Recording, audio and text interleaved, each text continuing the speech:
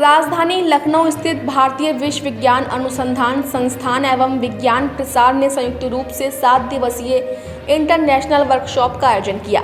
18 से 24 जुलाई तक विज्ञान संचार और फिल्म निर्माण विषय पर चलने वाली इंटरनेशनल वर्कशॉप में विशेषज्ञों ने विज्ञान को जन जन तक पहुंचाने के गुर साझा किए, जिसमें देश के तमाम क्षेत्रों के पोस्ट ग्रेजुएट और पीएचडी के 29 स्कॉलर्स का चयन किया गया। इंटरनेशनल वर्कशॉप में रोचक विषयों को शामिल किया गया था, जिसमें वैज्ञानिक लेखन, पत्रिकाओं की कहानियां, दृष्टांतों और फिल्म के जरिए विज्ञान के प्रचार प्रसार के बारे में विस्तार से जानकारी साझा की गई।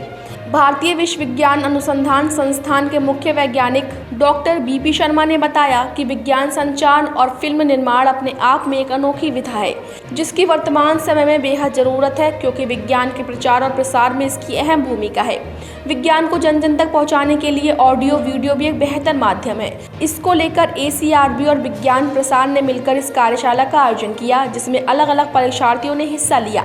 इस कार्यशाला से बहुत कुछ सीखने को मिला। वर्कशॉप में शामिल सीतापुर के राजकीय PG कॉलेज में महमूदाबाद के असिस्टेंट प्रोफेसर राजेश सोनकर ने बताया कि गोमती नदी का जल दूषित हो रहा है। इसमें रहने वाले जलीय जीव जंतुओं का जीवन गहरे संकट में है, जिसके लिए मनुष्य जिम्मेदार है। उन्होंने एक वीडियो के जरिए जलीय जीवों की समस्याओं को दर्शाने की कोशिश की है। वहीं लखनऊ यूनिवर्सिटी के PG छात्र शिवम मौर्य ने बताया कि इस वर्कशॉप में कठिन विज्ञान को भी सरल तरीके से आम लोगों तक पहुंचाने की विधा सीखने को मिली है। मैंने यहाँ पे ये जाना कि किस तरीके से एक जो साइंस रिसर्च लेवल पे होती है, उसको इतने कॉम्प्लेक्स साइंस को पब्लिक तक कितने सिंप्लीफाइड वर्ड्स में पहुँचाया जा सके। हमारी पिक्चर जो गोमती नदी है उसमें जो कंटेमिनेशन है, पानी जो संदूषित हो रहा है, जिसके कारण से इसमें रहने वाले सभी जलीय जीव जंतु, जैसे मछलियां हैं या स्नेक हैं पानी वाले, या क्रोकोडाइल या जो भी हैं यहाँ पे कछुए हैं, उनके जीवन के अस्तित्व पे बहुत बड़ा संकट उत्पन्न हो गया है। और we are so responsible for them. हम खुद ही इसके लिए जिम्मेदार हैं। जो यहाँ पे इंडस्ट्री है, वहाँ से जो पूरे कचरे हैं या घरेलू डिटर्जेंट हैं, वो जब जा रहे हैं तो उससे हम अपना लाभ तो देख रहे हैं, हालांकि वो लाभ हमारा क्षणिक ही हो रहा है, लेकिन हमें दिख रहा है इससे हमारा जो जैव विविधता है, बायोडाइवर्सिटी, जीवों का संतुलन है, वो प्रभावित हो रहा है, जो कि ये शुड नॉट बी हैपन। ऐसा होना नहीं चाहिए।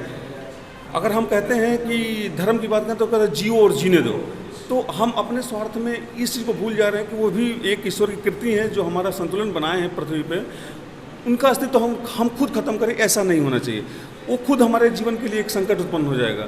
तो हमें जो भी हमारे पास है, पानी के लिए या ज़मीन पे, आसमान में, धरती में, हवा, इनको सबको संतुलित रखना हमारा पहला उद्देश्य होना चाहिए और अंतिम उद्देश्य होना चाहिए।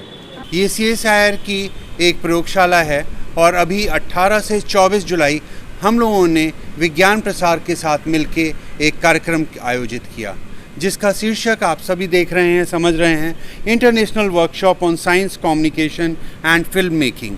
ये अपने आप में बहुत अनोखी विधा है। इसकी आवश्यकता है, प्रचार और प्रसार की आवश्यकता है। और विज्ञान की जब बात करें तो चाहे हम कितना भी पढ़ लें, कितना भी लिख लें, लेकिन जब तक ये जब बात जन जन तक नहीं पहुंचती है तो हमारी सफलता नहीं है। इसी उद्देश्य को लेके SCRB और विज्ञान प्रसार और इसके साथ साथ जिज्ञासा, विज्ञान, हमने अमृत महोत्सव, इन सारी चीज़ों को साथ में लेके इस कार्यक्रम का आयोजन किया, जिसमें कि 30 अलग अलग तरीके के प्रशिक्षार्थी थे।